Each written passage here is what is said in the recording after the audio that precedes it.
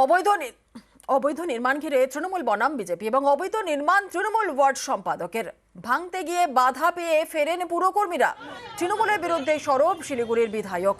অবিলম্বে দলের নেতাদের বিরুদ্ধে ব্যবস্থার দাবি। অভিযোগ পেয়ে ব্যবস্থা বলে দাবি মেয়রের।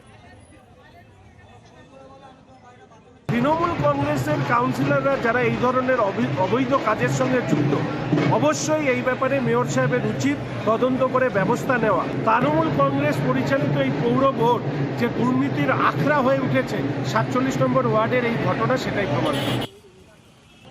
47-এ অনেকগুলো কমপ্লেন আছে, আমি নিয়ে যাব, দেখব এবং টোটাল ব্যাপারটাই পর্যালোচনা করছি এবং সেই পর্যালোচনা করে আমাদের যথাযথ সিদ্ধান্ত হয়। এখানে আমাদের কারো কোনো ব্যক্তি স্বার্থ, দল স্বার্থ এখানে দেখতে না বলেছেন মাননীয় মুখ্যমন্ত্রী। একটু সময় লাগবে, আমি এটা কথা বলবো জায়গায় জায়গায় যেখানে যেখানে আমার কথা বলার দরকার।